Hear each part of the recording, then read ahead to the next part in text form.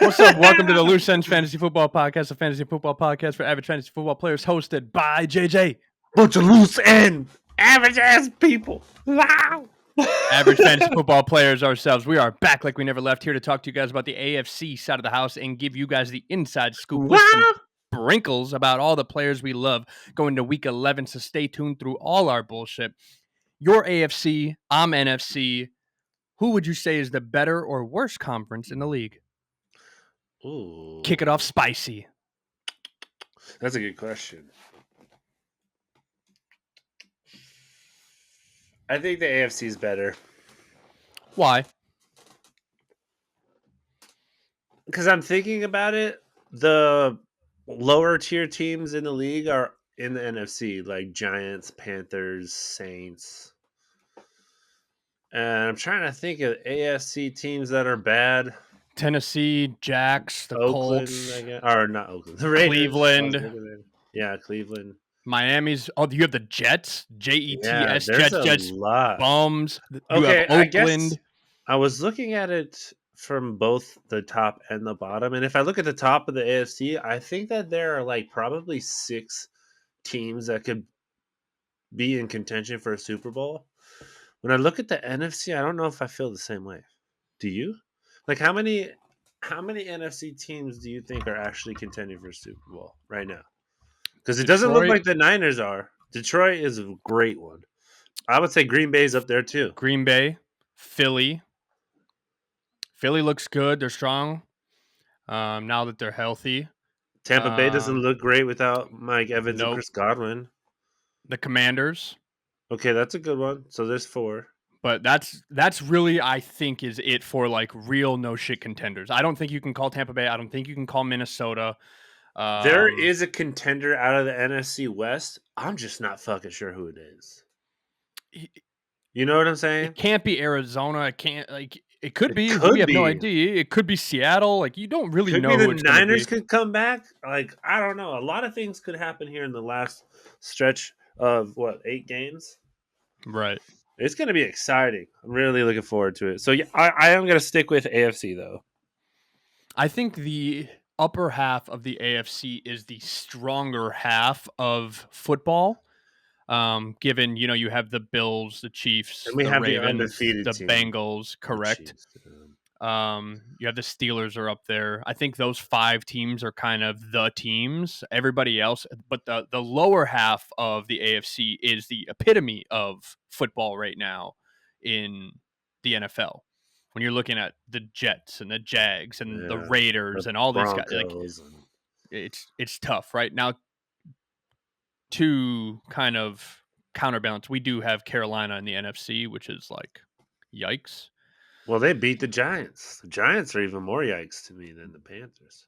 That's another, yeah. So it's tough to look at it from that perspective. Yeah. But we digressed quite a bit. We want to get into some happier side of the house. I just wanted to start things off a little spicy. We are going to jump into the happy side of the things that we liked from the AFC in week 10. I'm going to kick us off with our QB.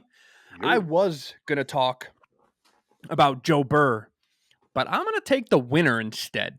I'm going Lamar Action Jackson, 25 for 33, 290 yards, throwing for 4 tutties and rushing for another 33 yards to boot. Finishing with 35.9 fantasy points and the W over Joe Burr and that historic night from Jamar Chase. Lamar, to me, is really solidifying himself in his MVP race.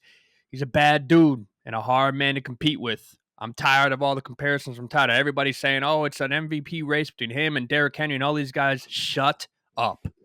Nobody's comparing to what Lamar is doing right now, and it's not even close.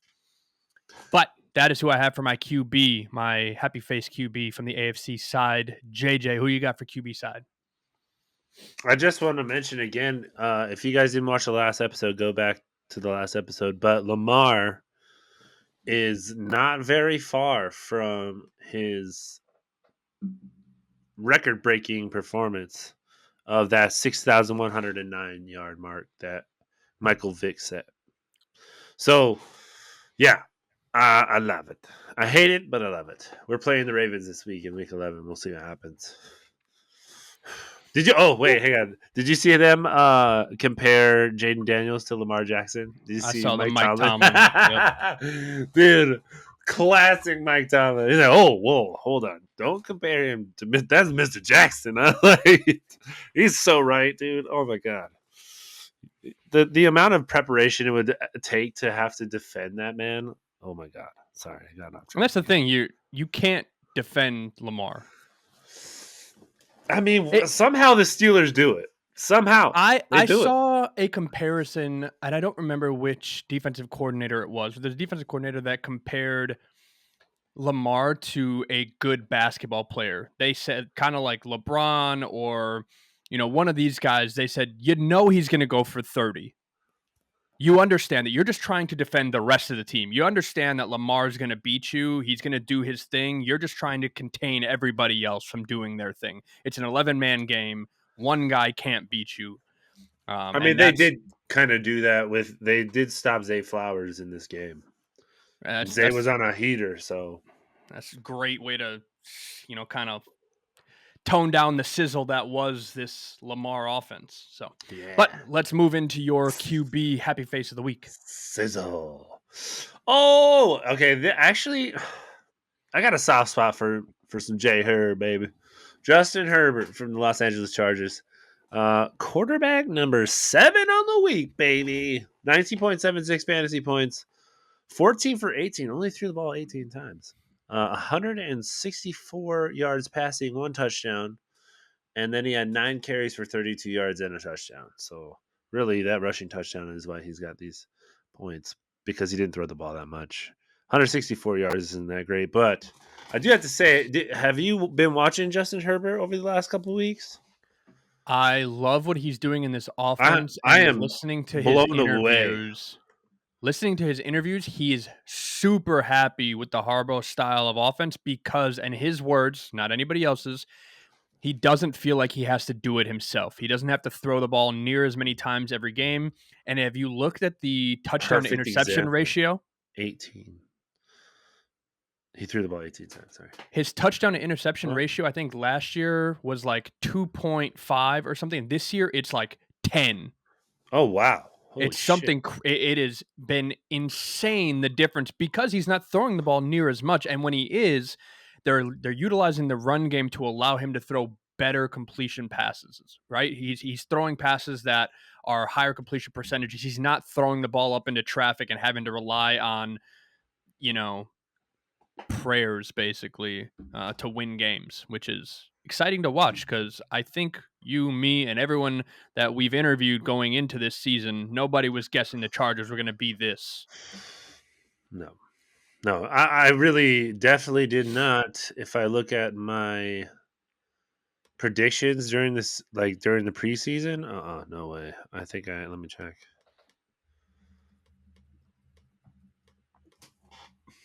Something I love to do, and I suggest you guys do it too, because it really makes you pay attention to this. Oh my god, no! I had them going 7-10. I had the. Oh yeah, I'm a little bit off with them. Where? Let's see. Where are They're they at? 6-3 right now. 6 and yeah. Nope, I didn't have them at that. I'm pretty sure. Yeah, But hey, it's I think he's been playing great. Like you said, that actually makes me. I don't know. Our trade deadline hasn't happened yet. Would you go? I know you traded away Justin Herbert in the off season, if I'm correct. Is that right? yep, I absolutely did. I traded away Justin Herbert and got Kyler Murray out of it. Which, to be fair, not a bad move by any means. Actually, I thought it was a brilliant, another masterful trade. Um, but I'm looking at it and I'm thinking, man, Justin Herbert might be sneaky for the playoffs in fantasy. And I'm kind of interested in that. But I don't know how expensive he'd be. I mean, he's only the quarterback 19 right now. Well, you got to think. Unfortunately for you, he is a part of Danny Judge's team. I hate And, that because I think I would trade enough to Danny for him to say yes. well, the problem is he doesn't have a quarterback. He has He Justin has Herbert and Tua and Tua, Justin and Herbert. that's it. So he's been in the market for a quarterback. What if I traded 2 for 1? Would you trade a quarterback? Yeah, two. I mean, two of them. What if I traded like a Sam Darnold and an Anthony Richardson Anthony and a Richardson could be a pick? part of that conversation. You could I, definitely. I think I don't Anthony know. Richardson might still have some value in there. I hate to move Anthony because I do agree with most. I think people out there who feel like Anthony Richardson's value is only going to go up, especially as we get into the offseason and there's speculation and they're like, oh, they brought in this new scheme or whatever. Things change, things get better, or they just hype it up. So I think that would probably be the best time to move Anthony Richardson. And like I said, I'm not ready to give up on him. I don't know if the if Indianapolis is the right home for him. You know what I mean? We've talked about that before. But yes, Justin Herbert, to get back to that. I do have a trivia question though. Can I give you this Ooh, trivia? It actually has to do. Well, shit. Actually, no. Let me let me wait. Let me wait. Because it's a good one. It's a good one. Oh, you know what? I'll do this. Which rookie quarterback is leading in passing touchdowns? passing touchdowns. Is it Bo Yes, Nix? it is Bo Nix. Very good. Yeah, he's been That is throwing. correct. He has 10. He has 10 touchdowns on the season He's been right now. throwing a rock. 6 interceptions though, so gotta clean Yeah. that up. Jaden Daniels 9 passing touchdowns, 2 interceptions. Caleb Williams 9 passing touchdowns, 5 interceptions. Oh, he would not have even been close to my Yeah, guess. so okay, ruined that one. But anyway, I'll ask the yeah, I'll ask that question later. I had a different question. What position would you like to move into now? I'm sorry, Bubs. Let's see here. We got quarterbacks done. We are in AFC good. No, Mm-hmm. we're in NFC bad. Right? AFC good. AFC good. Oh, we're in AFC good. Okay, okay. Sorry. Ooh, can I talk about IDPs? You 100% can. All right, I'm talking about the old man Bud Dupree from the Los Angeles Chargers. They had 26 fantasy points, and you know what? I was looking at it with Blake before we started recording. This dude had 2 sacks today, a forced fumble, 5 tackles, 2 quarterback hits, only 37% of the snaps. Pretty impressive. This is like a glimpse of the old Bud Dupree. Back in 2019, me and Blake were looking at it, and he had 11 and a half sacks, which is awesome. So yeah, a little bit of his glory days there with the 2 sacks on the day, and they got the W. So that was my defensive lineman goody goody of the week. My linebacker, I had to go with a little bit of a couple of of my favorites because they actually played really well. I'm talking about Patrick Queen from the Pittsburgh Steelers, baby. Here we go. 19 fantasy points, 7 tackles, Here we one go. pass defended. No, that's Dak, honey. I'm talking about here we go. Steelers. Here we go. Pittsburgh's gone to the Super Bowl. You never heard that song before? I have. Gross. Okay. One pass defended on 64% of the snipes. All right. Hey. We're in the AFC. I want to talk about a goody goody.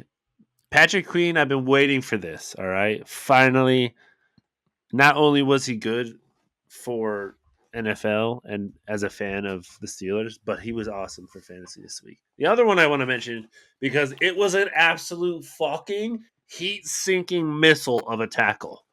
Talking about Quincy Williams. Did you see this? Yeah, it's called child abuse. Oh my god! I thought Kyler Murray's head. I shook the whole shit. Popped off with the helmet, dog. I really did. I thought that shit popped off. I was Yeah. like, what? I was like, whoa. That was one of the best hits this year by far. I'm glad that I don't have cameras in my living room because I would be a meme. When I saw that hit, I lost my mind. Yeah, I did too. I think we all did because I was like, woo! You know? Woo! But anyway, fantastic play by both those guys. Quincy Williams, 24 fantasy points, by the way. Did. And like I said, took off fucking Kyler Murray's head. Teron Johnson, Buffalo Bills, the DB, 26.15 fantasy points, baby. 3 tackles, 1 sack, an interception, and a tutty. That was pick 6. 59% of the snaps. Teron Johnson isn't very old, I don't think. Let me double check that for you guys. No, I don't think he owed out. Oh, he's 28. He's been in the league for 6 years. But hear me out. Since week 6, he's had 17, 13, 12, 10, and 26 fantasy points. This is kind of in the middle. That's probably like what he would be averaging for snap percentage, but he was able to get 26 fantasy points on 59% of snaps. It's pretty good. But, hey, we can't rely on pick sixes every week. However, this guy's playing great right now. And the Bills definitely need it. Absolutely. My You. IDP, happy face, thumbs up is a shout out to JJ. Oh, Mr. Jeremy Chin, the DB linebacker hybrid. I know this one speaks directly to son of JJ's a heartstrings bitch. and his beloved Jalen Warren. Dude, Back that to shit back pissed me off. weeks with 12 tackles. Ugh. This week, finishing with 28 fantasy points on 12 tackles, one fumble recovery, and an interception. He was doing it all. The last 2 weeks looks good, but when you look at the last 9 weeks prior, it's hard to like him as an IDP for any stretch of consistency. I would have to see this on a consistent basis because aside from the last 2 weeks, he's only had 1 week over 12 points, which was week 4 against Arizona with 17 on 8 tackles. I speak largely for myself, I guess, when I say that I see consistency from my IDPs, and he's anti consistent as I can see.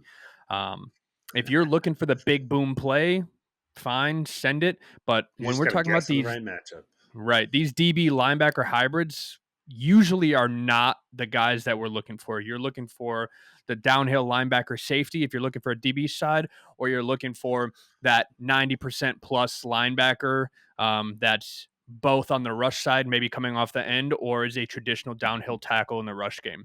Those are the two that you're really looking for in that respect. But let's move it over to, I'm going to go running back. Ooh. Let's talk running back here.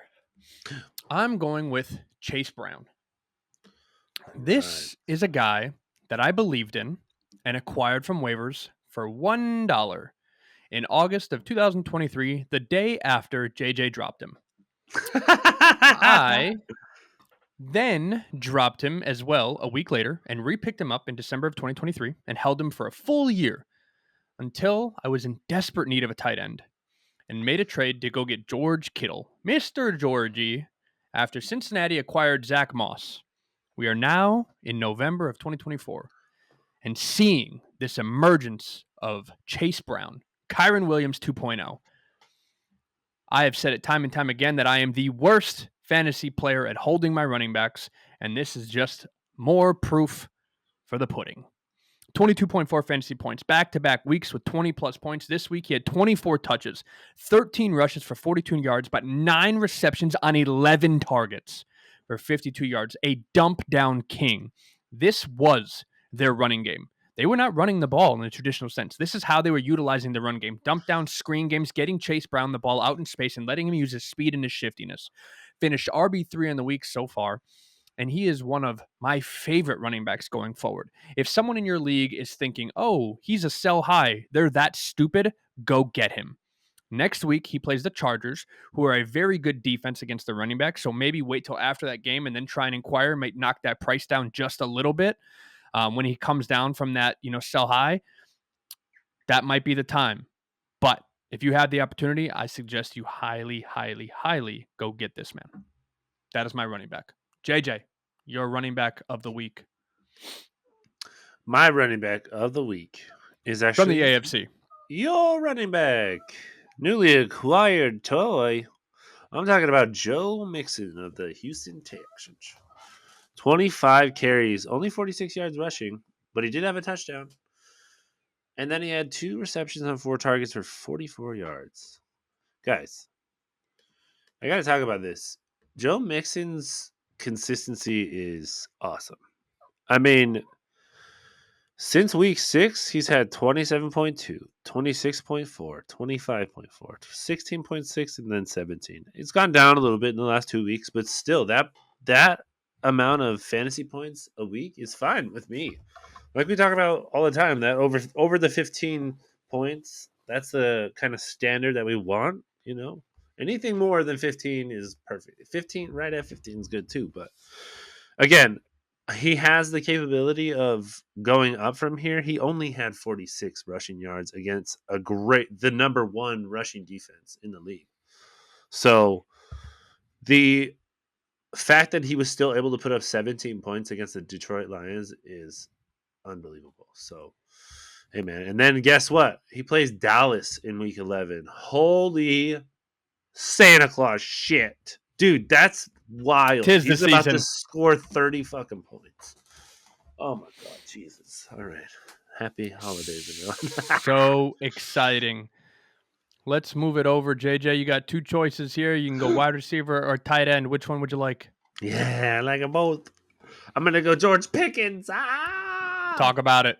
GP. Oh my god, guys! I don't know if you watched this game or not, but I gotta tell you that fucking catch from George in the end zone was unbelievable. That was one of the best catches I've seen all year. He was phenomenal in this game. Played 81% of the snaps. He went 5 receptions on 7 targets, 91 yards, and a tutty. I love to see it, man. It was so much fun to watch. And he has this ability to do this. This is the second time he scored 22 points this season. Last time he did it in week 7. And that was I think that was with Russ, right? Was. Yeah. Man, ever since Russ has come to town, GP is looking a lot better. A lot better. Excited for him. They got the W by 1 point, and they're playing Baltimore this week. Ooh, good matchup. We'll see. Baltimore's giving up a lot of fantasy points to the wide receiver. So we'll see what happens. Hopefully, I mean, we're going to see a fucking battle. It's the AFC North, so it's going to be good. My wide receiver happy face thumbs up of the week was Calvin Ridley. 5 straight games with Ooh. 8 or more targets, so I'm really liking this usage. And he, this week, against a good Chargers defense, was able to put up 5 receptions on 9 targets for 84 yards and 2 tutties, finishing with 26.4 fantasy points. Going forward, he has probably the most favorable schedule for a wide receiver in fantasy. JJ, have you looked at his remaining schedule? Yeah, I have. And I got to ask you this. Do you believe in Will Levis enough to roster him? Will Levis or Calvin Because, Ridley? well, Will Levis. I mean, No. I don't think you're going to be able to roster Calvin Ridley. You'd probably have to trade for him. He's probably rostered pretty heavily. But I think that you could also look to Will Levis because I picked up Mason Rudolph, but I thought he was going to be the guy. Honestly, I'm not sure if Will's going to be the guy, but yes, the schedule is favorable for both receivers and quarterbacks. So, I mean, he might be able to give you that 15 points. I don't know. If he can give me 15 points, I'm not going to be upset about that. But I don't think he's actually scored 15 points this whole season. And this I'm was at the like his point best game. with Calvin Ridley where I think he could be a potential playoff league winner for some of you guys down the stretch, honestly. It's just hard to say with Will Levis. You don't know who the quarterback is. There's only one guy they can throw the ball to. Yeah. They got rid of DeAndre Hopkins. Who else are they going to throw the ball to? Traylon Burks is hurt. Tyler Westbrook, Boyd. whatever. Tyler Boyd. Oh, man. Ooh, Tyler Boyd. I sent you that article. He's so old. Did you read the article I sent you? I don't know. Wait, which one? There was a predominant player, a player with voice in the Steelers locker room. They had a team meeting. Tyler Boyd was one of the targets in the offseason to come to the Steelers locker room, and it does not say who, a voice of the Steelers, one of the leaders, stood up and said, "We don't want him here." And that was the end of that meeting. Oh, And he did wow. not come to the Steelers. They said it was a leader with pull. And that was the end of the conversation about Tyler Boyd coming there. And they were right. Tyler Boyd is not somebody relevant to the NFL world anymore. I mean, that's, yeah. He's kind of washed. But anyway, Kinda who was I talking about? Georgie? Are we done? cooked. Oh, I Yeah, already we said that. yeah we were just talking about. What were you Well, talking about? Oh, we were we were talking just about talking about Calvin Ridley, but we're moving Calvin into the Ridley. tight end I already position. forgot Don't worry, about him. we're gonna move on over to your I don't tight know end if we can position. trust him. Okay. Me? Yeah, we're gonna let you Oh, close us out because we're gonna talk about another one of your boys. baby. Let's go. I didn't even play him this week, though. I had to play Najee and Jalen Warren. Okay, so my tight end, clearly I already spilled the beans, is Pat Fryermuth. Woo! Dude, he is so good. They don't utilize him enough. He went 3 for 3, 58% of the snaps, 17 yards and a touchdown. Like, that's fine. I'm fine with 10 points from a tight end. That's happy days for me. That's like the second highest he scored all season. He's the tight end 16. Get him the ball. He might get the ball this week against Baltimore. We'll have to wait and see. Speaking of tight ends from Baltimore, my tight end happy face from last week was Mark Andrews. I was a true believer this week, and unfortunately, Shmee couldn't be here to join us because he was being a hater. But I would love to rub his nose in this one because JJ, you and I were believers, and he got it done this week. 6 We receptions on believe 7 you. targets for 68 yards and a tutty, looking like the Mark Andrews of old on Sunday. However, for fantasy owners going forward, Mark Andrews has a pretty tough schedule against the tight end position going forward. Pitt, the Los Angeles Chargers, Philadelphia, the New York Giants, and then Pitt to close out the fantasy season. Could be a rough one for Mark Andrews owners if they are needing him down the stretch. So just be mindful of that. Hopefully, you have a secondary tight end in the waiting. Are you trying to trade him for maybe a tight end with a more favorable schedule? If I could, I would, but I don't know many people that would be trading I or mean, you looking to could catch sell for him Mark high Andrews. right now after that performance, for I sure. probably could, but I don't think I will. Okay. I was gonna say, like, if you found someone that had a more favorable, well, The trying dilemma to in think. our league specifically would be that I would need to trade him to another contender. And I Okay. don't see any of the contenders in our league wanting to trade for him. Okay. Yeah, But you're probably right. that closes out our happy face side of the house. JJ, do you have any questions or anything you'd like to wrap up for our audience before we Hippie, take a small break? hippie, hippie, hippie. All right, we're going into week 11, ladies and germs. Let me ask you this, Blakester. Can you tell me who was the highest scoring quarterback in week 11 of the 2023 season? Oh, throwback. What a crazy stat. I'm supposed to remember every week. Who am I, Sean McVay? Just give me a. Um, I'll help you. Give me Kyler Murray. Nope. Give me Josh Allen. No. Give me Patrick Mahomes. Nope. Give me Lamar Jackson. No. Give me Tua. No. Give me Joe Burrow.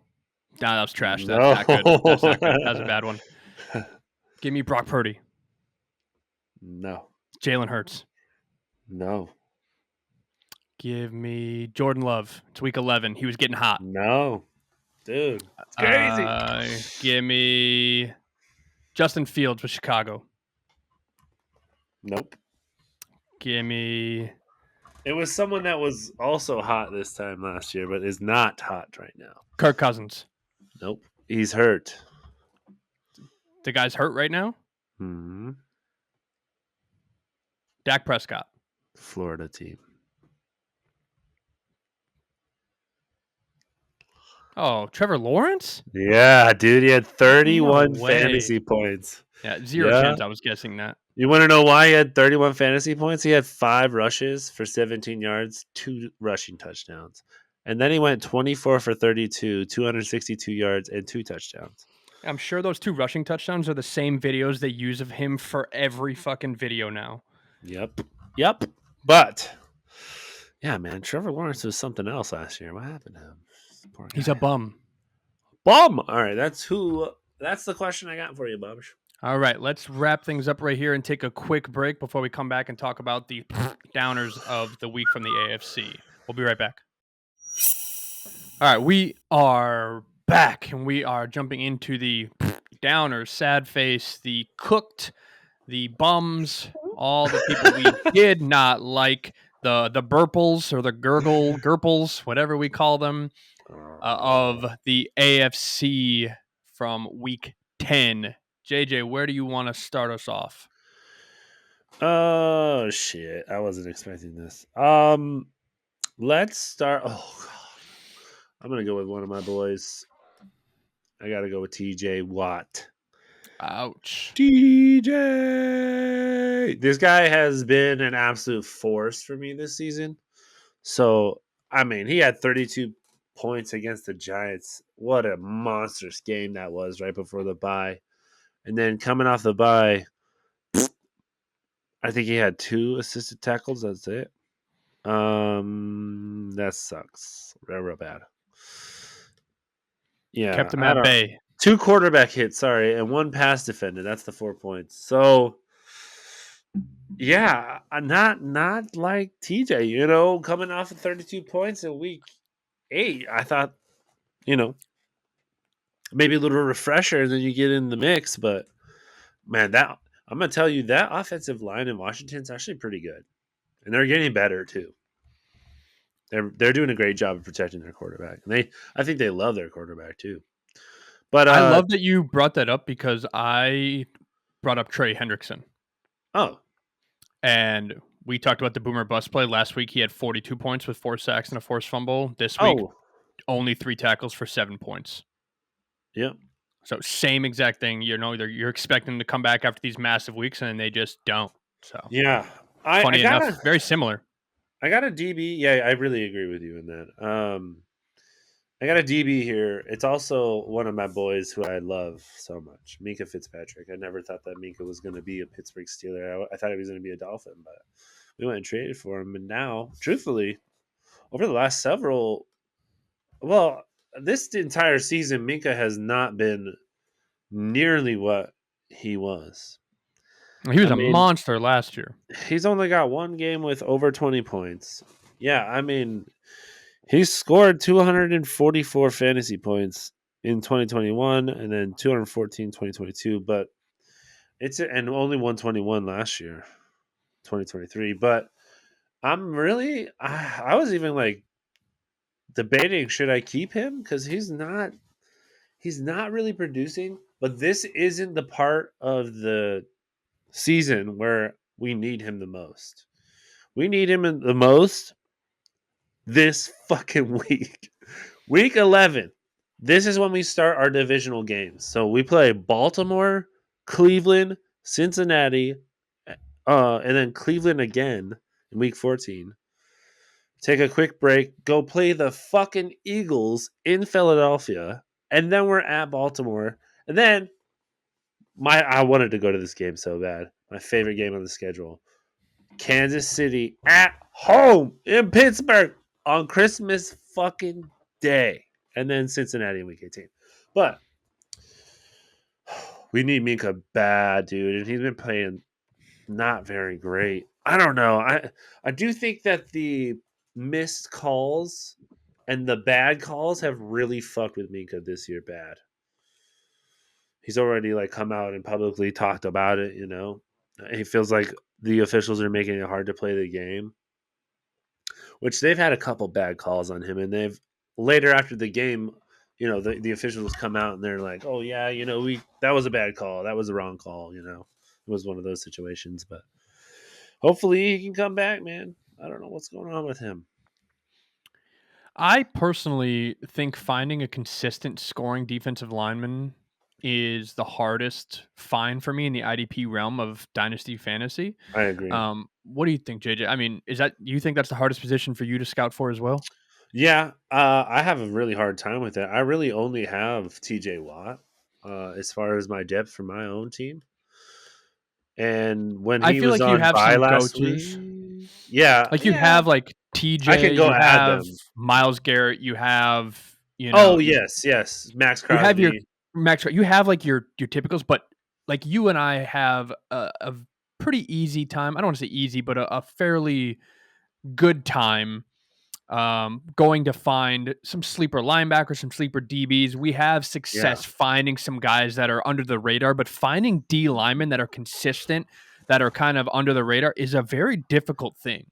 yeah. So it's crazy because I'm looking at the top 10 highest scoring D linemen in our league, and only 3 of them are owned. So I mean, if I went through each week, it would probably be the same. Like I'm looking at Madubike had Right. 29 fantasy points this week. Bud Dupree. We talked about him in the Happy AFC portion, 26. It's crazy. Sean Robinson's up there too. Like these guys, they have their weeks, and I think where they get it from is the quarterback hits, the sacks, And the tackle for loss. and forced fumbles. That's the moneymaker for D linemen and like D tackles. D linemen, like hey Tui Pulatu. I talked about him last week in the happy portion. He's up here again, dude. 23 fantasy points this week. 22 years old. That was a great pickup by Kevin. Damn. And Dante Fowler is doing well as well. So I mean, they're out there. It's just like I don't know if oh man, he actually does look pretty consistent, except for against the Bears. And Dante Fowler might be someone to add. I don't know so much. Dante Fowler, I would say Tui Pelotu is 49% roster. That's someone else I would look for, but sorry. Interesting. I Let's could talk move all on day. over to let's see. What do I want to move into from here? Let's just go straight up. Let's go tight end. I'm gonna go with my sad face tight end of the week, which was Hunter Henry. Ooh. Tight end 9 on the year, but this was a tight end 35 performance. One catch on 4 targets for 14 yards, finishing with 2.4 fantasy points. This was his third worst finish on the year. A methodical, slow game against a dog shit Chicago team. So hopefully a bounce back next week against the Rams. But yeah, Hunter Henry has looked pretty decent this week, or excuse me, this year with Drake May, and those guys fairly consistent. Just looked like a top target for the New England team. They're utilizing him well, so to say that he's favorable, I wouldn't say that, but he's a consistent tight end for the most part. But he was my down for the week this week for the tight end side. On your side, JJ, who do you got? I actually went with who my essential start was, and I am talking about Adam Troutman. Adam Troutman, we talked about him a little bit, but I just want to say like 4.4 fantasy points. He had a big game against Carolina. I guess I should have seen that. But for me, I think that he was only targeted once against the Chiefs. That's kind of confusing. The most he's been targeted all season was 4 times, and that was against the Panthers again. And they play the Atlanta Falcons in week 11. I'm not sure that you can really rely on him too much. He's only 13% rostered. Uh, yeah, I don't know. I don't think that the Falcons is a matchup that I want for my tight end. Maybe not even the Raiders or Cleveland. Yeah, I don't know if Adam Troutman is something you want to add, but yeah, he was disappointing this week. If you did play him, I'm sorry. Where would you like to go from here? Oh, let's go. Here we go. I want to talk about. You already talked about Aaron Rodgers? I did not. We did not go to the QB side yet. I want to talk about Aaron Rodgers. Talk about him. All right, listen. He's my quarterback poopy butthole for the week 10. Mr. Poopy Butthole? Mr. Poopy Butthole himself. Aaron. Dude, what the fuck? I don't get it. I really don't. I don't know what the hell is going on. I'll tell you what's going on. They fired their head coach. Drugs. Oh, That was the dumbest fucking move. I said it when it happened. Oh man. And I mean it, dude. That was the dumbest shit they could have fucking done. Who else is gonna keep Aaron Rodgers in check? Ain't nobody else gonna keep him in check. You foolish, you think you're gonna do that. But yeah, anyway, 1 fantasy point, guys. What the fuck? Threw the ball 35 times. 35 times for 150 yards? You gotta be kidding me. This isn't Aaron Rodgers of old. oh, he's very old. Air it out, Aaron. This man seemed like he let the air out his tire. He done. Just hang it up. I don't know, man. I really I watched the Jets and they pissed me off so much. Their offense pisses me off. Their defense is frustrating me now. Wasn't before when Soleil was there, but apparently that wasn't good enough. So I don't know. Frustrating. Hopefully you're not playing him. He is owned in 90% of leagues. He's at a quarterback 16 right now. But again, this was a bad matchup. And he threw the ball 35 times. God. Goodness me, that is crazy. And he had one fantasy point. That's insane. My Oh, QB Aaron. downer of the week is CJ Stroud again. Again. 5.78 fantasy points. QB 18 on the week. 19 for 33, 232 yards, one tutty, two interceptions. For all the people out there saying he's the most accurate quarterback we've seen come out in a long time, it's not looking like it now. Finished QB 18 so far in the year. Not having Nico has been a rough time for him. Losing both Nico and Stephon Diggs has clearly started taking its toll. As we've seen QB 29, QB 26, QB 24, and now QB 18 finishes respectively. Nico should be back next week in a good matchup against Dallas, so look to see a minor bounce back, maybe a top 10 performance from CJ next week, but I'm not expecting another top 10 performance from CJ anytime soon. CJ not looking like the CJ we saw last year. He's given me, and everybody take this with a grain of salt, he's given me the Deshaun Watson style vibes where he had an immaculate season one year and everyone blew his head up and all these things, but I'm not seeing the talent that we once saw from CJ. Maybe it's because he's missing these receivers. Maybe they gave him all the weapons in the world and he had the talent around him to make him successful. But they said the same thing about Caleb Williams, and look at him now. CJ is not the guy that everybody thought he was, and this has proven it. So that's where I'm at on my QB side. I'm going to move us down into the wide receiver side. Ooh. Wide receiver side for me, Xavier Worthy. You know what? I want to go running back first. Okay. Running back, because I want to talk about the whole Denver backfield. If Oh you my god, it's watched, so funny. I was just looking if at you watched the first episode, the NFC side, I told you guys to tune in because I'll talk about this Denver backfield. And right now, this Denver backfield is starring Audric Estime on 14 carries for 53 yards, finishing with 5.3 fantasy points. Bum. Leaving Jaleel McLaughlin with just 2 carries for 12 yards. Bum. And Javonte Williams on 1 carry for 1 yard and 2 receptions for 6 yards, both of whom were out-carried by Marvin Mims, who had 3 carries for 17 yards, all of which are bums. Audric Estime led all ball carriers, but it's hard to say anyone led when all hands on deck were atrocious in this showing. But this bodes an interesting question. Audric Estime, 21-year-old rookie out of Notre Dame, fell in the draft to the 5th round largely due to his combine scores. He was ranked 25th athletically amongst running backs in his class, and one of the major knocks against him was his speed after posting a 4.71 40 time. JJ, what do you see in the future for this young man in the Denver backfield? Audric Estime. Absolutely. So I'll say this. I think that the difference between Audric Estime and Javonte Williams and the reason why. The The reason Weezens. why the It's Wabbit season. Weezens. Anyway, um, the reason why I think that they're shifting to Audric is because they drafted Audric Estime. They did not draft Javonte Williams, this coaching staff. If I believe that's correct. So I feel like they're kind of getting their footing. I think they signed Jaleel McLaughlin, so they're cool with him, but they don't utilize him as much as they should, especially with Bo Nix and his set of skills where he's a great at checking down to the running back. I think he should be doing that. I'm not so much sure that Audric Estime is a receiving back. Would you say he is? No, He he's is more of not. a ground and pound guy, right? He's like He's more third Nick Chubb down. style back. Yeah. Okay. Bulldozer. He's going to Gotcha. hand the ball north and south. That's what he does. He's not catching the ball Okay. out of the backfield.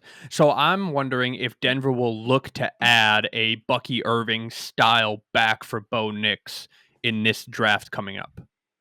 This back class that we're about to see is heavy. There is a lot of running back talent in this 2025 class. I'm Mhm. sure they could get a steal in the 3rd, 4th, 5th round to add to that backfield. So that'll be something to watch. Who do you think is the best receiving back right now? Do you It's a have any? fantastic question. I wouldn't be able to tell you. Because I'd have to I was looking at it. look at my It's list. Ollie Gordon is a pretty good one, but his numbers are kind of down this year. Right. Uh, but Ashton Jeanty, also very, very much up there in the conversation. I think he's got something like 50 receptions, 40 last year, something like that. But he is a receiving back as well. And we talk. I mean, we talk about him offline. I don't think we really mentioned him too much in the show. But yeah, I could see them adding someone like that. But again, we're looking at the Broncos. What's their record right now? They're looking at 5-5. They're at 500. Um, yeah, I think they're starting to move towards okay. Now we're gonna like rebuild. We're in this rebuild. They got Audric SMA carrying the ball 14 times. That's a clear message to me. They're moving on from Javante. They don't want anything to do with Javante. Jalil is their jackknife running back. He's going to be like whatever they need him to be. But they don't give him that many looks, really. They didn't throw him the ball once in this fucking game. So, but Chiefs defense not a great deed Let's move diligence. into your running back downer of the AFC this week. So I went with old Gussie. I love that. Old Gussie. I hate it because I like Gus Edwards. But Gus Edwards is in my sad face because,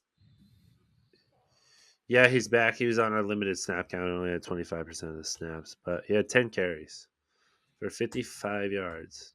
Not bad. 5.5. It's not bad. But I think I put him on here just because I was hoping for more. But I'm looking at J.K. Dobbins, and he didn't do much either, and he had 66% of the snaps. So going forward, is it going to be maybe more love for Gus or I think we're probably going to see a 60-40 style share. 60-40? Yeah, because it's at 25 now, and that's first game after coming back from an injury. I think it'll So, move to a 60-40 style share, and look at the production. We could very easily see an overtake by Gus Edwards if the production's there. I'll say this. They don't pass the ball that much to J.K. Dobbins. They should try to get him more involved in the pass game and let Gus run the ball. Because Gus didn't have a single target this game. But Very I'm interesting. saying I think J.K. Dobbins is the better receiving back. And if you can give him 7 targets, wow, he had 4 receptions, only 11 yards, though. Yeah, damn. They do have a lot of injuries in their offensive line, too. That's a tough one. Tough one. Roll right into your wide receiver sad face of the week for me. Oh, I went with Troy Franklin. Back on Denver, huh? Yeah, yeah. I wanted them to beat the Chiefs so goddamn bad. Troy Franklin, 1.9 fantasy points. Only 34% of the snaps. That is among the lowest snap percentage. Not the lowest, but it's down there. For Troy Franklin this year. My goodness, I can't talk. 34% of the snaps. 2 targets, 1 catch, 9 yards. Good God. Yeah, I don't know. This game was frustrating. I hate watching the Chiefs play football. It's like penalties and shit that, like, I don't know.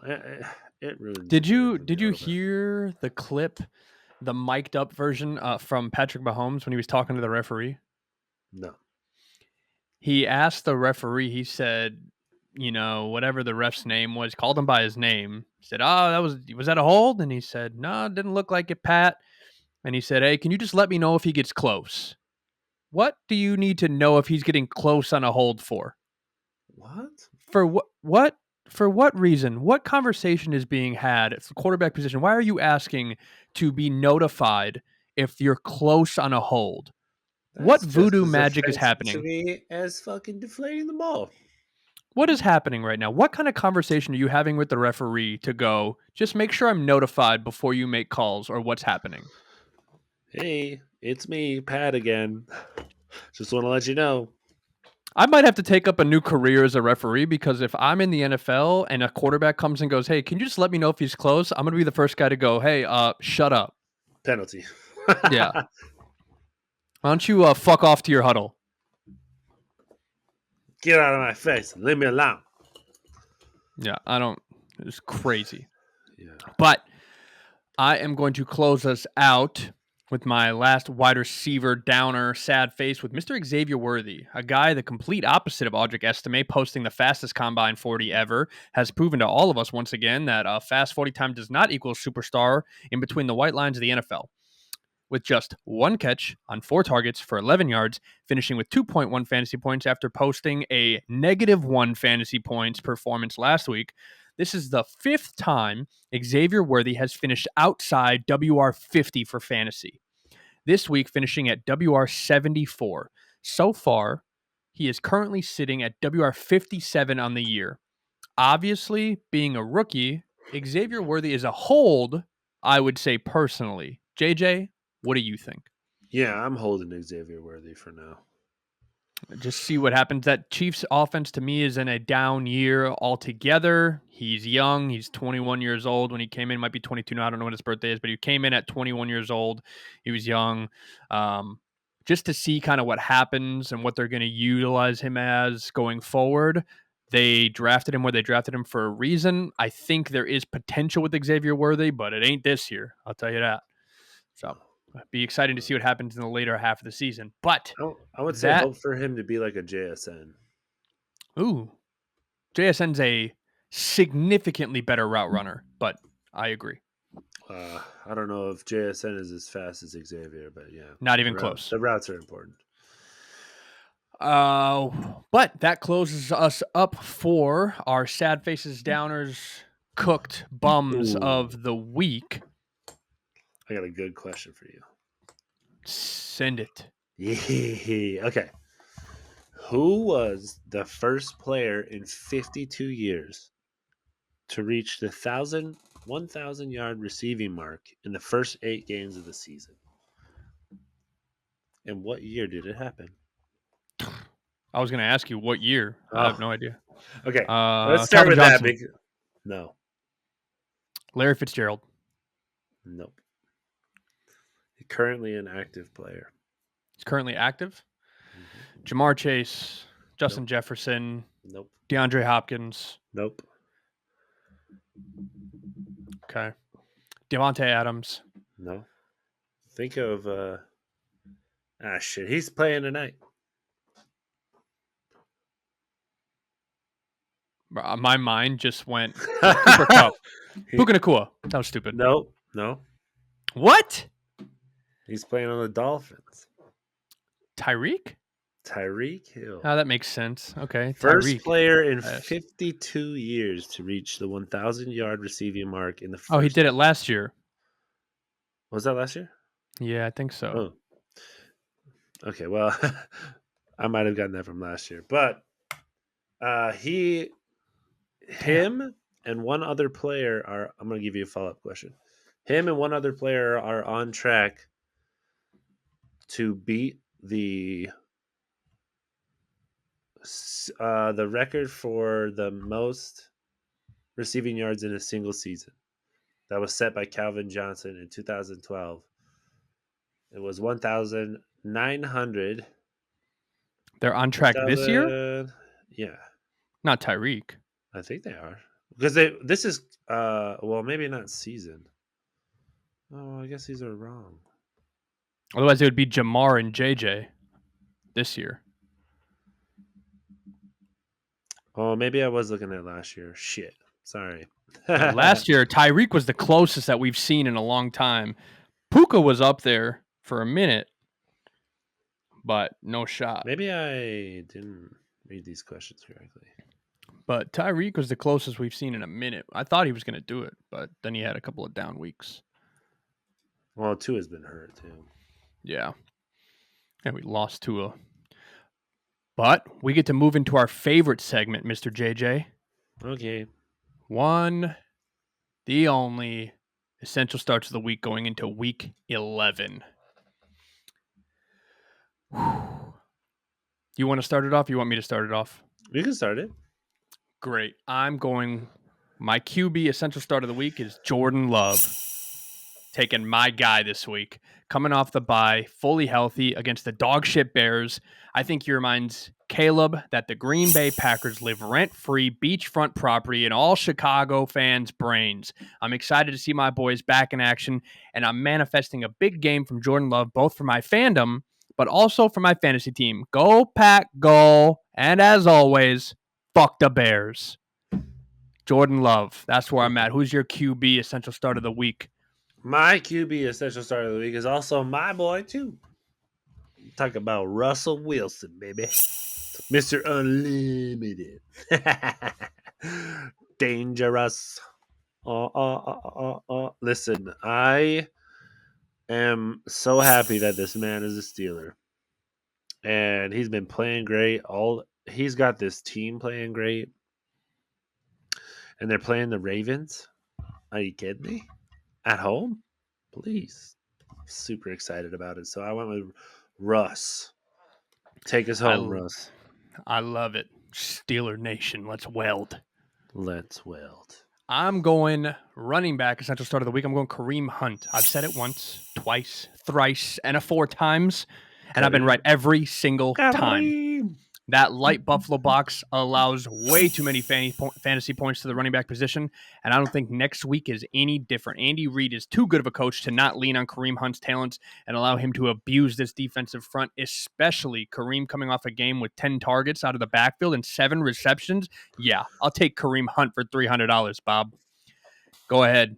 What do you got for the running back position at the start of the week, Mr. JJ? Listen, I went with Mr. Undeniable. I'm talking about Joe Mixon of the Houston Texans, baby. Great choice. This man has been on a run. We talked about it earlier. He was my AFC happy face running back, but I'm going to go ahead and ride on that train with you this week. Come on, Texans. Let's get back on the W train. And I think Joe Mixon's going to help him get there. Give me some fantasy points, baby. Love it. Moving into my essential start of the week, wide receiver, I'm going Courtland Sutton. Ooh, love that. This man has been lighting it up, and we haven't given him enough flowers. He's playing against an Atlanta team who's been soft against wideouts all year. He's coming off games of 17, 23, and 19 with 30 collective targets over the last 3 games. I like me some Courtland Sutton against Atlanta. Give me that. Who is your wide receiver essential start? Did he have another 100-yard receiving game? I do not remember. Let me check. I'd have to look. No, he had 70, but 2 weeks in a row with 100. So love that pick. My turn? Absolutely. I'm going all Pitt this week, baby. We're going up against the rivals, so I got to ride with my boys. I'm going George Pickens, baby. This is when he gon' shine. I don't know if you remember this. I think it was a year ago, 2 years ago. It was in division. It was against the Bengals. But young George Pickens had like 150 yards, 2 touchdowns, and like 5 catches. So I think that's what we're looking for at home. Come on, GP 1-4. You got it, dude. You've been playing great. You had a touchdown last week. Beautiful catch, by the way. I'm excited to see him play, and I think they got a great matchup. So let's see. The Ravens give up a ton of points to the wide receiver position. Love it. Tight end. I'm actually going against you on this one, but I'm going to take a chance here and say Mark Andrews. Oh. There's quite a few tough matchups this week for the tight end position in week 11, so I'm going to take the tough divisional matchup when you need all hands on deck. I think we see Mark Andrews come through in the bailout situations and see Lamar look his way when he needs him the most, so I'm going to take my chances with the Mark and Lamar connection this week. I'm going Mark Andrews. I'm assuming you're going to take the flip side of that, Mr. JJ? Yeah, I am. I'm going with Pat Freiermuth. I don't think that the Ravens are giving up a ton of points to the tight end, but I did see a touchdown from Russ in the matchup against the Commanders, so I'm expecting another one. Give him the targets. Shoot. Pat's been playing great, and I'm so excited to see him coming to, be the potential, show that potential that we've all been really aware of for a long time, but has not been fully eclipsed because of the quarterback play. But Russ is bringing these boys out, and I'm hoping to see it again this week against the Ravens, who give up a lot of points to the tight end. Love it. Wrapping things up, essential start of the week, IDP. I'm going to go with Caden Ellis from Atlanta. Caden Ellis has been the guy, which is unexpected, especially since they signed Matthew Judon, but 3 straight weeks of posting double-digit tackles and only 1 week of 10 with single-digit fantasy points. It's hard to not like this matchup against a dirty Denver Bronco team. I expect another 10-plus tackle game from Caden Ellis going forward. He's only rostered in 84% of leagues and starting in 73%. So if you're in like a little shallower league, he's a must-get for me. So check your waiver wires and see if he's available. Caden Ellis going forward. That's a guy. Wrap us up here, bud. IDP, who you got? I just went with one this time, and it's one of yours, actually. Welcome back, Micah Parsons, the Dallas Cowboys. Listen, he missed weeks 5 through 9, and he came back and had 19 fantasy points only on 37% of the snaps. He had 2 tackles, 2 sacks, and 1 forced fumble. Well, the thing is, they're going up against Houston, who allowed 8 sacks last week.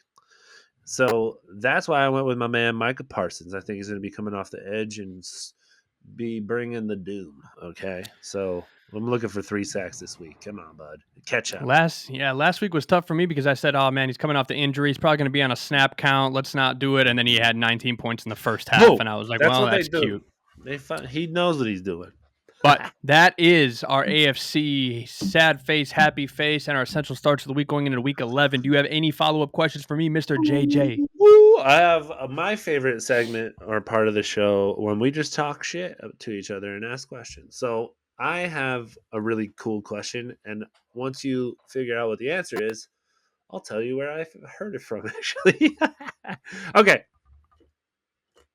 Which running back who is currently active was formerly a Canadian track star? Is it A, Chase Brown, B, Isaac Garendo, C, Ramondre Stevenson, or D, Chuba Hubbard? I'm going to go Isaac Garendo for 2 reasons. Garendo's a weird name, so it sounds Canadian, and 2, he's really fast. Really, really fast. Okay, great guess. Surprisingly, the answer is D, Chuba Hubbard. That was my second guess because it's also a weird name. And I gave you a trick question because Chase Brown is also Canadian. So I thought maybe you would be like, "Oh, Chase Brown or Chuba Hubbard," and I also put 2 C names in there. But hey, I don't think I would have gotten that. But I thought that was interesting. He's a little track star, and he's Canadian. Look I at didn't know him. he's Canadian, and he went to Oklahoma. The motherfucker's nasty in Oklahoma. He was. He's also super nasty when you draft him in Madden. Oh my god, he's so good. I actually haven't played him in Madden. I gotta check that out. You know who I played with in Madden the other day that surprised the shit out of me? Cam Akers. Very good. Crazy. She was good in real life. Anyway, okay, I got another question for you. Ready? Yep. All right, we already asked that one. I fucked that one up, I think. Can you tell me who? Oh, wait. Can you undo that real quick? Oh, you know what? That's fine. Can you tell me who holds the record for passing touchdowns by a rookie quarterback, and how many did he throw? Andrew Luck. No. Oh. Robert Griffin III. Nope. Rookie? Is this player still active? Yes. Oh. Patrick Mahomes, 50. Nope. Damn. I don't know how many he threw in his first season, but I know he threw a lot. Rookie I don't think it was his quarterback? rookie season that he threw a lot, though. Oh, yeah, because I forgot he sat behind Yeah, Alex he Smith. He did sit for a season. Jameis Winston. No. Baker. No. Rookie Lamar. No. Not Josh Allen. Nope. Matt Stafford? No. Jared Goff. No.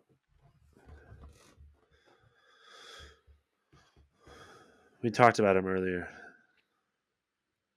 Did I call him a bum? No. CJ Stroud. He's not a bum. He's been playing good. Really good, actually. And he's happy with the offense he's on.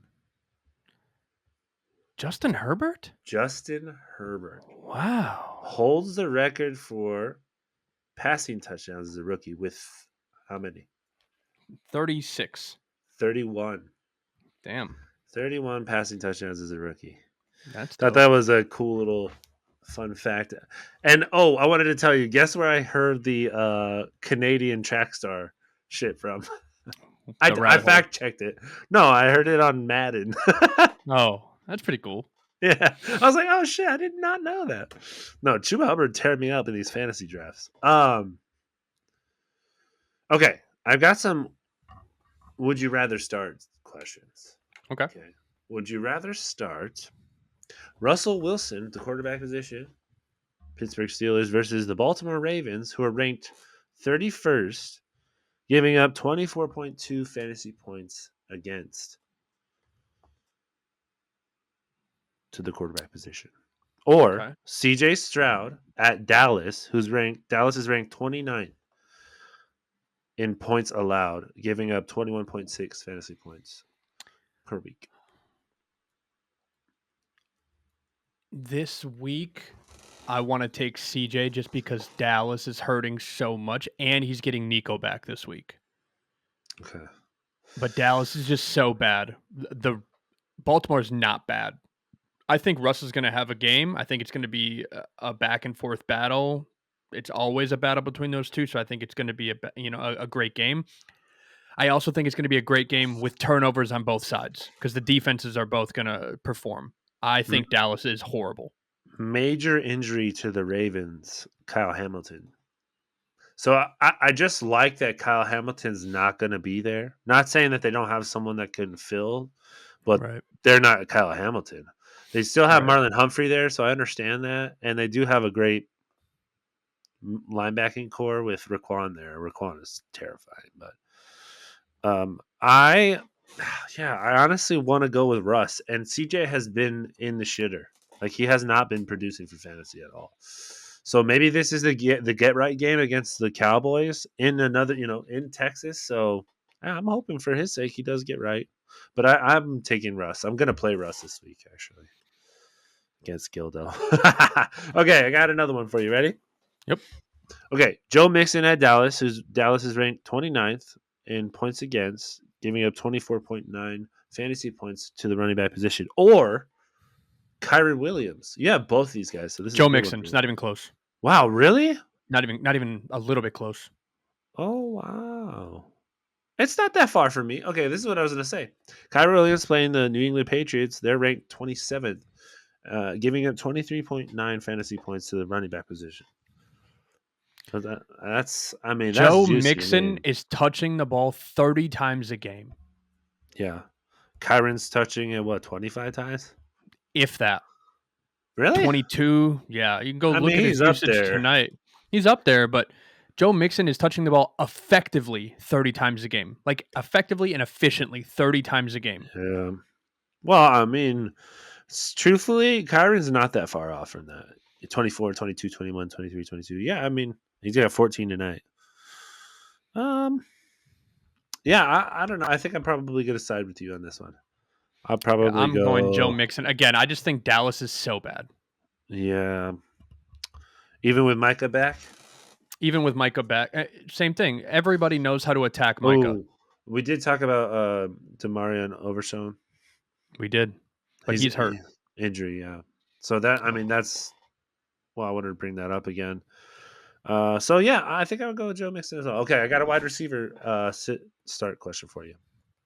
Okay. George Pickens versus the Ravens, who are ranked 32nd, giving up 39.3 fantasy points to the wide receiver position, or Calvin Ridley versus Minnesota at home, who's ranked 31st with 33.8 fantasy points allowed to the wide receiver position.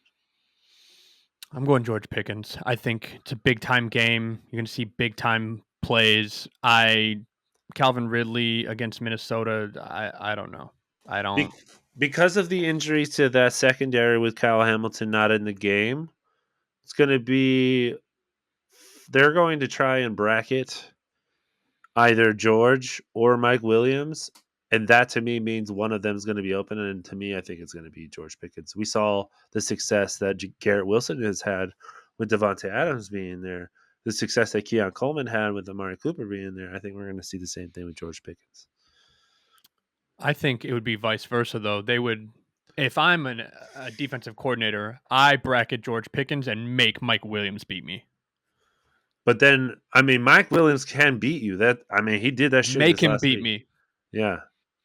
So he did not beat anybody. He caught one pass for a touchdown, but he didn't have 8 receptions for 110 yards and a touchdown. You know what I mean? He had one great catch, but I'm talking make him beat me all game. I'm Okay. bracketing George Pickens. You catch the ball 3 times, make the offense. Now, Mike Tomlin can do this. Mike Tomlin can move George Pickens around on the offensive side of the ball to scheme him open. We know he can do that, which I think he will. I don't think they're going to bracket George Pickens because I don't think Mike Tomlin's going to allow that to happen. I'm going to go George Pickens. I think Minnesota knows it's going to be Calvin Ridley. I don't believe. It's a good one though, because I do It's a like great one. Calvin Ridley as well, but I think I would pick George I Pickens. like Calvin Ridley against Minnesota better than I like George Pickens against Baltimore, but I like Russ way better against Baltimore than I like whoever the fuck they put at quarterback That's a good over point too. Minnesota. Yeah, I mean, I don't know who the fuck. Will Levis or Mason Rudolph is a disaster. But okay, tight end. Here's my other question. Sit start. Talking about Will Disley from the Los Angeles Chargers versus the Cincinnati Bengals at home, who are ranked. The Bengals are ranked 29th against the tight end position for points against, fantasy points against. Or Tyler Conklin, who's been struggling quite a bit against Indianapolis Colts at home, and the Colts are ranked 26 against the tight end position for points allowed. You. I'm Tanner Hudson. taking.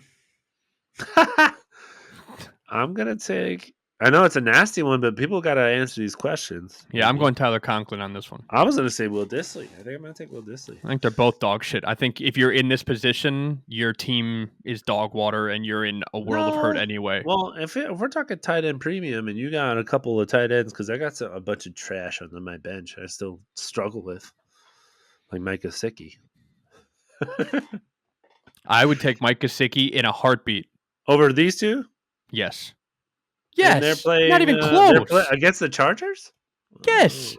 Over Will Disley or Tyler Conklin? I don't know about that. All right. Who do you want? Who do you want over Mike Gesicki this week? I would take Will Disley Over Mike Gesicki. I think he's probably going to score more fantasy points. Clip it. I hope it happens. Listen, here's my IDP. This is a good one too. Would you rather start? We're talking about the linebacker position. Zach Bond from the. Oh wait, that's wrong. From the Philadelphia Eagles, or EJ Speed. Oh wait, no, I'm sorry. Okay, They're Zach playing Bond from the Eagles Washington. playing Washington. Thank you. Or EJ Speed at the Jets. I think I like EJ Speed in this one. Okay. I like it because the Jets are horrible. They give up sacks. EJ Speed, they're going to run the ball with Braylon Allen, Breece Hall out of the backfield.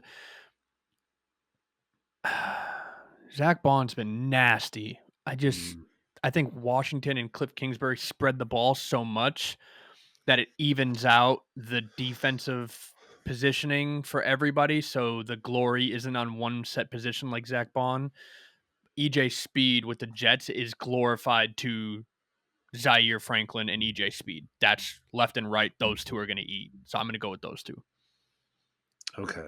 I love that. This is a good one too to me, because these guys are pretty close, and actually for overall scoring so far through 10 weeks, both these guys were up in the top 5. So that's why I wanted to ask you, because I think EJ Speed might be just above or just below Zach Bond. But I am a huge EJ Speed fan.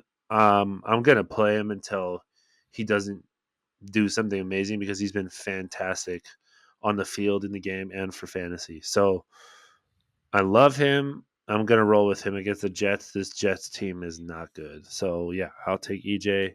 Zach Bond, Zach Bond could easily fall into that Patrick Queen performance where he's got like 19 fantasy points or more. But It's all dependent on turnovers. Okay, one more IDP. I want to ask you. Maybe two more. Okay. Would you rather start EJ Speed at the Jets or Jamie Sherwood with the I'm going Jamie and playing Sherwood, and here's why. Okay. Jamie and Sherwood and Quincy Williams are there, but Jamie and Sherwood and Quincy Williams are, to me, the same as EJ Speed and Zaire Franklin, but Jamie and Sherwood is the better linebacker than Quincy Williams, the same way that Zaire is the better linebacker Then EJ than Speed. EJ Speed. So I'm going to take Oh, Jamie I and like that. Sherwood That's a good one in too. this matchup. That was very good. Okay, I like that as well. Any concern with these other Jets players maybe taking more of the, I don't know, fantasy production for points? Quincy Like Williams was fully Quincy healthy played and great. had 24 points last week, and So Jamie and Sherwood still had was 17 right there with tackles. him. Yeah. Okay. Fantastic. I'm probably gonna go with. I love EJ Speed. It's hard for me to not go with him. I think I got to go with EJ Speed. Honestly, I think I have to do that because as much as Jamian is like EJ Speed in that he has Quincy and EJ Speed has Zaire, I think that EJ Speed has been in this position longer and has done more with it consistently than Jamian has. So I'll probably go with EJ. I've loved EJ. We talk about him all the time in the off season. I spoke so highly of him. He was someone that I was really excited about. Dropped and picked him up a bunch of times. But okay, one final start sit question for you, Bubs. Talking about Fred Warner for the San Francisco 49ers going up against the Seattle Seahawks, or Robert Spillane of the Raiders going against Miami at Miami. Fred Warner. Easy, huh? Miami does too much left and right. Mike McDaniel's too much motion, too much left and right for Robert Spillane to be going left and right as a linebacker. They get out in space too much with Tyreek Hill and Devin Achane, and they, all these guys that get out into space and allow them to run outside. Raheem Mostert and all these guys. Whereas you're playing against Seattle, it's a lot of downhill running, a lot of off tackle zone, things like that. They're not really getting out into space the same way, so it's more lateral north south for Fred Warner. I think he sees the brunt of the workload there, whereas the workload is spread out when you're looking at a Miami offense. So I like Fred Warner in that aspect. All right. So I hear you, and I just wanted to point out really quickly that EJ Speed has 185 fantasy points of the season so far. Zach Bond has 187. Jamie Sherwood has 180 fantasy points, and Robert Spillane also has 180 fantasy points. Fred Warner has 176 in the season. Here's the thing with Jamie and Sherwood, though, he didn't start playing 100% of the snaps or start really getting into his role until like week 4. Yeah, it looks like he hadn't missed any games, but yeah, I would agree because he saw his first game with over 70% of the snaps in week 5. Yeah. So until after and then week since 4, then he's he didn't get into his real role. Right. So the fact that he's doing that starting from week 5 into now, and he's still matching the energy with those guys, I like that. Yeah, Fred Warner had a bad week last week, so I'm probably going to go with Fred. Because Fred does that shit. Well, it was 15 fantasy points against the Bucks, but I mean, we know he can do that 30-point shit, 24 points, 11 tackles, an interception, a forced fumble, whatever. He does that. That's what he does. This dude, oh my God, he's so good. 9 tackles, 8 tackles, 8 tackles, 11, 12. Ugh. We love to see it. But that wraps us Amazing. up for our AFC Downers, our essential starts of the week for week 11, and a couple of sit-start questions for us. Do you have anything to say to the folks at home before we wrap up, JJ? Hey, thanks for watching, guys, and listening. And if you have any feedback for us, we'd be happy to hear you out, and we'd love to interact with you and maybe find a way to make the show better. Love you guys. Like, subscribe, follow, hit us up. Tell your mom to watch. My mom watches. See you next time. Watch all that shit. Smash all them buttons. We'll see you next time. Bye.